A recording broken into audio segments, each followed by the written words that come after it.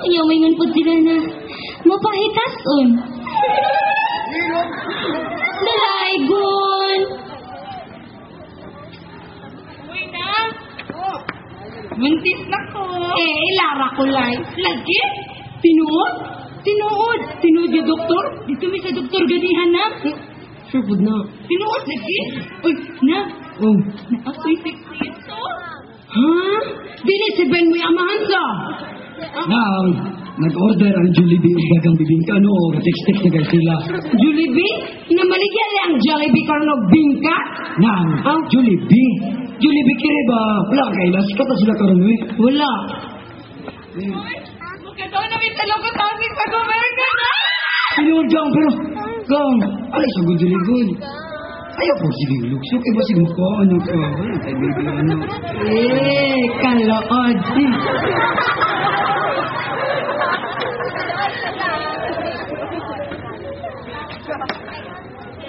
Sir, ma'am, suka niya itong naangko na akong scholarship.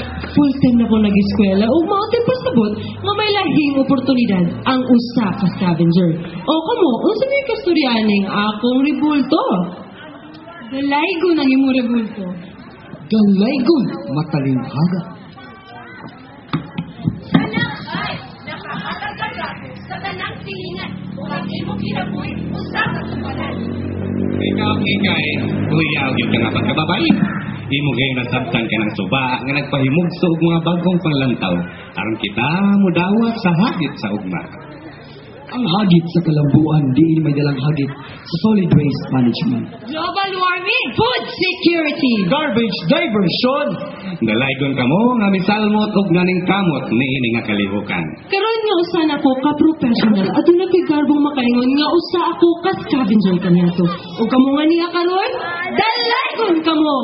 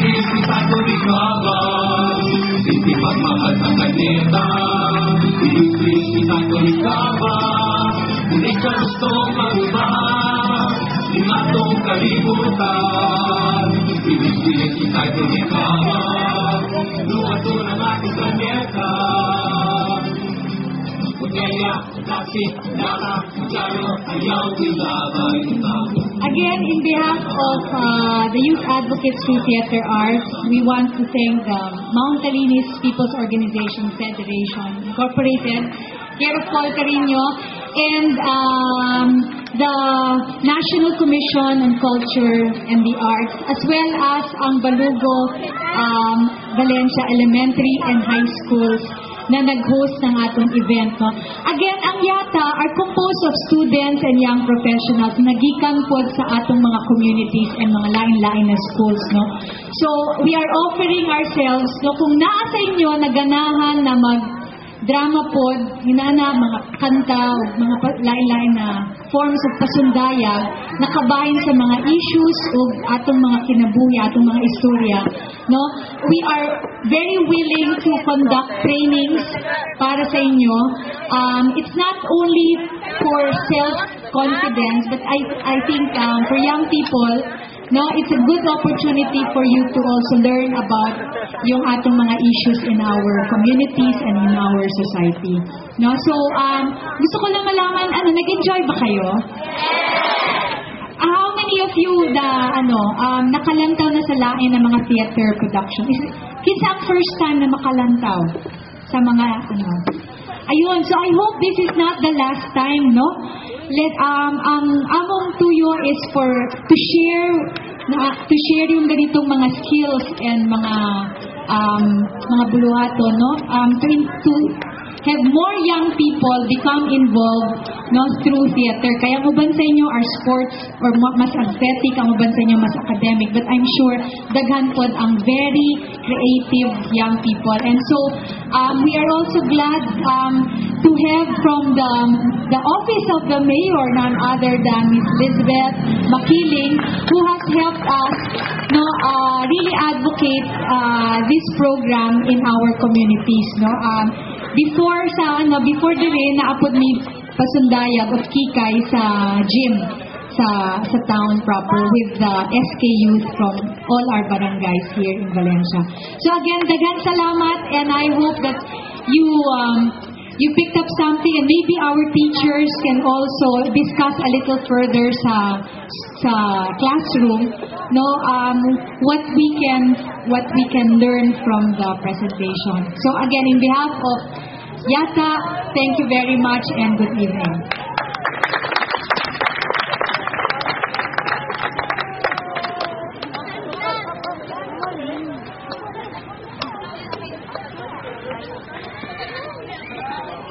Hello. In behalf of Balugo National High School and Balugo Elementary School, I would like to express our heartfelt gratitude for the youth advocate through Theater Arts for a very, very wonderful presentation this afternoon. Let us all give them a big, big hand. With a very short notice, you have really impressed us as to how we should take good care of our environment. And we are very glad with the support of Mrs. Makiling here, with Sir Paul, with Ma'am Imbo, our school head, with Mrs. Sarita, the principal of Balugo Elementary School, for their powerful na support kayo lang i-give. Of course, with my co-teachers at Balugo National High School, and to all of you, our dear parents, people in the community of Balugo, Palimpinon, Sagban, Balabag, and everyone who are here, our students, thank you very much. Let us all give ourselves a big, big hand. And of course, I'd like to request the efforts of some of you, our students who are here, to please help us in returning our